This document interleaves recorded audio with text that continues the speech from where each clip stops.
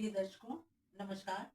और आज का ये विशेष दिन है हमारे परम शिक्षाविद डॉक्टर सर्वपल्ली राधाकृष्णन जी के जन्मदिन का, जिसमें उन्होंने अपने विचारों अनुसार इसे एक अपना निजी उत्सव ना मान करके ऐसा माना कि मुझ में कुछ नहीं है, लेकिन जो मेरा कार्य क्षेत्र है अध्यापन, उसका बहुत बड़ा महत्व है।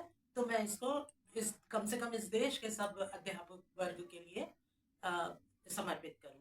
और इसलिए आप सबको मालूम है कि 5 सितंबर को हम सब लोग शिक्षक दिवस के रूप में मनाते हैं। उनका जो व्यवसाय था शैक्षणिक योग्यता पर आधारित, उसका सम्मान करने के लिए, और जैसा एक असली शिक्षक को होना चाहिए कि वो ज्ञान के ही लिए जिए, तो वैसा जीवन अपनाने के लिए। तो इसमें सबसे पहले मैं आप लोगों से जो निवेदन करना चाहती हूँ वो ये है कि लोगों को ये बहुत उत्सुकता होती है कि इनके नाम के आगे सर्वपल्ली जो लगा है उसका क्या मतलब है। तो डॉक्टर तो आप समझ गए कि उनकी पीएचडी के लिए, और सर्वपल्ली गांव था उनका, जो तमिलनाडु में नेल्लोर डिस्ट्रिक्ट में, सॉरी आंध्र प्रदेश में नेल्लोर डिस्ट्रिक्ट में जिले में उनका गांव था।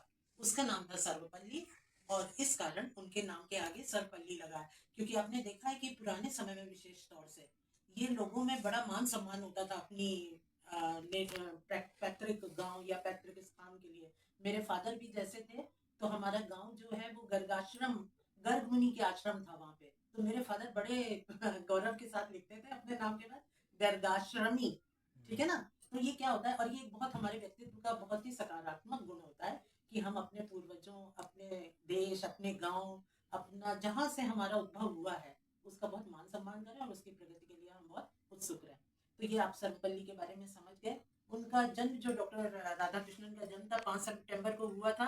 ये तो पूरी दुनिया जानती है, लेकिन सन जो है उनका 1888 में हुआ था।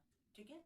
इसके बाद आप, जैसा कि आपको मालूम है कि वो बहुत बड़े दार्शनिक थे, लेकिन आपको सुन के आश्चर्य होगा कि दर्शन शास्त्र उनका कोई बड़ा अपने चुनाव से पढ़ा गया सब्जेक्ट नहीं था। वो कुछ और लेना चाहते थे, लेकिन कुछ परिस्थितिवश उनको फिलॉसफी यानी दर्शन शास्त्र ही विषय मिला।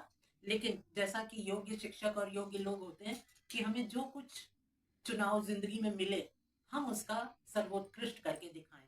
अपने निजी जीवन में भी आप देखते हैं कि हमें सब चीजें वैसी ही नहीं मिलती जैसा कि हम चाहते हैं, लेकिन हमारा योग्यता, हमारी योग्यता, हमारा दक्षता किस बात में है कि हमें जो भी मिला है उसका हम सर्वोत्कृष्ट रूप रखें, अपने जीवन का सुंदरतम इस्तेमाल करें। तो वैसे ही डॉक्टर राधा कृष्णन ने किया कि जब उनको मिल ही गया दर्शन शास्त्र, तो वो इस पूरे संसार के बहुत ही नामी गिरामी दर्शन शास्त्री बने। 27 बार उनका नोबेल कमेटी में नाम प्रपोज किया गया नोबेल पुरस्कार के लिए। आप सोचिए, 27 टाइम्स। और इस तरीके इतना उनके जो कार्य किए, उन्होंने किताबें लिखी, अपनी विचारधारा रखी, दर्शन शास्त्र का जो प्रतिपादन किया, जो हमारी भारतीय संस्कृति है उसके वो बहुत बड़े पक्षधर थे। ये बात आप अधिकतर देखेंगे जो दक्षिण भारत से होते हैं, वो अपने बिल्कुल जिसे कहते हैं जमीन से जुड़े हुए होते हैं, खूब पढ़े लिखे विद्वान और तेजवान होते हैं, लेकिन वो कभी भी अपनी संस्कृति को, अपनी जड़ों को नहीं भूलते। और यही कारण होता है उनका जीवन सादा होगा लेकिन बहुत ही सुंदर जीवन होगा। ये मेरा अपना भी है अनुभव, जैसा मेरे जो मित्र और सब जान पहचान के लोग हैं, अधिकतर ऐसा ही मैंने देखा है। कोई भी व्यक्ति जो अपनी जमीन से जुड़ा रहेगा तो उस तरीके से और बार बार इसमें मैं अपने पिता का नाम ले आती हूँ, क्योंकि हमारे पिता भी बहुत बड़े उद्योगपति, बहुत ज्यादा समाज सेवी, सब कुछ थे, लेकिन बहुत ही, जिसको कहते हैं जमीन से जुड़ा हुआ, सीधा साधा, एकदम भारतीय संस्कृति में ढला हुआ जो इंसान होता है, वैसे भी उसे उन्होंने कभी नहीं छोड़ा। इसी तरीके से जो डॉक्टर राधा कृष्णन थे, उन्होंने कई किताबें लिखी, दर्शन शास्त्र की लिखी, भारतीय संस्कृति में जो है विचारधारा है उसका प्रतिपादन किया। और इसके अलावा इन्होंने जो सबसे दुनिया के सामने जो रखा, वो यही सिद्धांत रखा कि शिक्षण जो है एक मजबूरी में ओढ़ी गई व्यवसाय नहीं है, जीवन प्रणाली नहीं है, बल्कि जब हम एक शिक्षक बनते हैं तो हमें निरंतर अपने व्यक्तित्व का विकास करते रहना होता है, ताकि हमारे जो छात्र हैं, जो हमारे लाभार्थी हैं, उनके भी व्यक्तित्व का वैसा ही विकास हो। और ये बात मैं सारे शिक्षक समाज के लिए कह रही हूँ, क्योंकि मैंने भी जिंदगी भर पढ़ाया है, पर मैं देखती हूँ कि आजकल इतनी अच्छी वेतन राशि मिलती है अध्यापकों को, फिर भी जो तमाम ऐसे हमारे शिक्षक गण हैं जो रुपए को इतना महत्व देते हैं कि कोई योग्य बच्चा है उसको पीछे करके कुछ बता दिया जिसको वो पर्सन व्यक्तिगत रूप से जानते हैं और ये सब। तो इस इसका मतलब ये हुआ कि शिक्षक बनने के लिए सिर्फ ये व्यवसाय नहीं बल्कि कुछ गुण चाहिए होते हैं, और वो गुण क्या है कि दो रूप में हम उनको बांट सकते हैं कि क्या हमें गुण चाहिए होते हैं। वो हैं फॉर्मल एंड इनफॉर्मल, औपचारिक एंड अनौपचारिक। ठीक है, औपचारिक में तो यही हो गया, हमारे पास एक पढ़ाने की डिग्री होनी चाहिए, मूलभूत जो हमारा शिक्षण योग्यता है वो होनी चाहिए, और हमें वो माध्यम आना चाहिए, हिंदी, इंग्लिश, मद्रासी और गुजराती जहाँ भी हम पढ़ा रहे हैं। ठीक है, इसी तरीके से हमारे हमको जो कार्यालय से कर्तव्य निर्धारित किए जाते हैं कि आपको इतने बजे आना, इतने बजे जाना है, ये पंजिका रजिस्टर मेंटेन करना है, या आपको ये प्रदर्शनी, अगर आप विज्ञान स्नातक हैं या किसी भी सब्जेक्ट के हैं, विषय के हैं, तो वो अभी नहीं बनते, तो वो सब आपको करना होता है। लेकिन ये सब फॉर्मल है, जो बच्चों का सुधार कार्य देखना, कॉपी उत्तर पुस्तिकाओं की चेकिंग करना, ये सब है। लेकिन ये औपचारिक है। अनौपचारिक क्या होती है कि एक अच्छा शिक्षक हमेशा अपने छात्रों से बहुत ही मानवीय और बहुत ही आदर्शतम बॉन्ड जो होता है, बंधन, वो बना के रखे, जो उसके प्रोफेशनल शिक्षण काल के साथ नहीं समाप्त होता। हमें अलग से देखना होता है कि हमारा कोई छात्र ऐसा तो नहीं है जो बहुत ज्यादा सामाजिक रूप से पिछड़ा है, जिसे बहुत आर्थिक तंगी है, जो अनाथ है, माँ बाप नहीं है, वो चाचा चाची मौसी मौसा किसी के साथ रहता है, तो आप उसके दूसरे अभिभावक तुरंत, वैसे भी होते हैं शिक्षक, लेकिन ऐसी स्थिति में तो आपको बनना ही बनना है।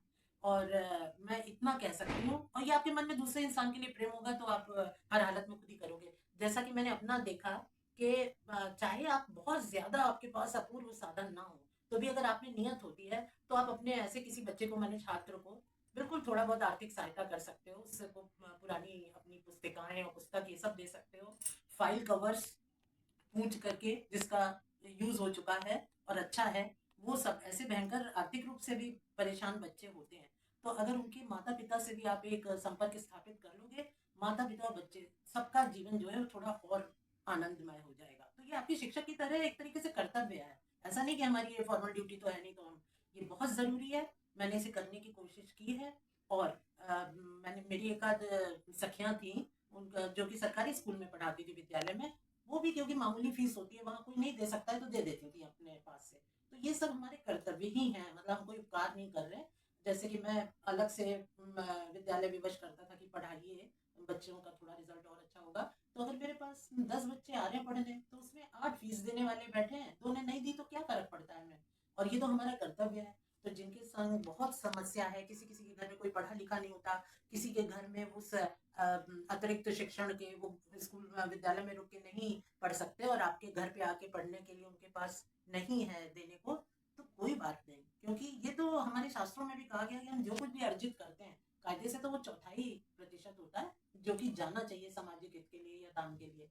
लेकिन आजकल ऐसा नहीं रह गया, मैं समझती हूँ।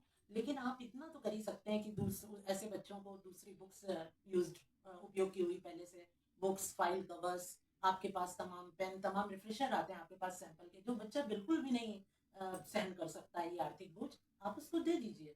और हमेशा मतलब थोड़ा सा उसका मानसिक वो बढ़ाते रहिए स्तर, कि वो समझे कि अगर किसी किसी बच्चे के घर में होता है, खाने की दिक्कत होती है, या हालांकि पब्लिक स्कूल्स में ऐसा इतना नहीं होता, फिर भी होता है, क्योंकि माता पिता किसी भी तरह करके चाहते हैं कि बच्चा अंग्रेजी या पब्लिक स्कूल्स में पढ़ जाए, तो उसको चांसेस, आगे अवसर ज्यादा मिलेंगे, लेकिन उसके बाद वो और कुछ नहीं कर पाते।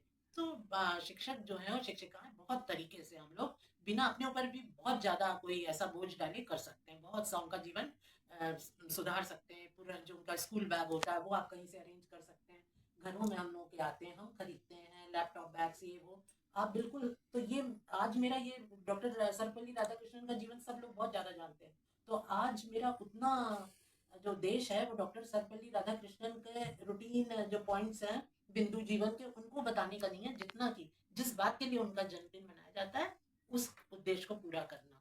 तो मैं इस बात में बहुत सहमत हूँ कि शिक्षिकाएं जो है विशेष तौर से, वो बच्चे के लिए बहुत कुछ है। एक बच्चा मान लीजिए नहीं ला सकता अपना मध्याह्न का भोजन या टिफिन जिसे कहते हैं, तो क्या फर्क पड़ता है, हम दो थोड़ा सा खाना उसके लिए भी अपने घर से ले जाए, बच्चे को एक बहुत ही आत्मा उसकी पूर्ण होगी, उसका पढ़ने में मन लगेगा, उसको लगेगा मेरा भी कोई है। और ऐसे बहुत से घर होते हैं जहाँ या तो अभिभावक में से एक जो है या तो किसी बुरी लत का शिकार है, या बीमारी बहुत भयंकर है जिसमें वो कुछ नहीं कर सकते बीच में।